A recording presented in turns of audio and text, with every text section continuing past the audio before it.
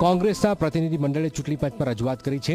ચૂંટણીના પરિણામ બાદ રોટેશન પ્રમાણે હોદ્દેદારોની નિયુક્તિ મામલે રજૂઆત કરાઈ છે। સ્થિતિ એવી છે કે આણંદ જિલ્લા પંચાયતમાં પ્રમુખ પદ એસટી માટે અનામત છે। આણંદ જિલ્લા પંચાયતમાં એક સીટ એસટી અનામત છે। એસટી બેઠક પર કોંગ્રેસના વ્યક્તિ ચૂંટાઈને આવ્યા છે। આદિવાસી બેઠક પર જે ચૂંટાઈને આવ્યા છે તેને જ યોગ્ય ગણવામાં આવે તે કોંગ્રેસે રજૂઆત કરી છે। અમે ચૂંટણી આયોગ પાસે એ રજૂઆત કરવા આવ્યા હતા કે પ્રસ્થાપિત નિયમો, પ્રણાલિકા અને મૂળભૂત જે ગુજરાતમાં ને જે જિલ્લામાં આદિવાસી બેઠક પર જે ચૂંટાઈને આવ્યા છે તેને જ એને માટે યોગ્ય ગણવામાં આવે।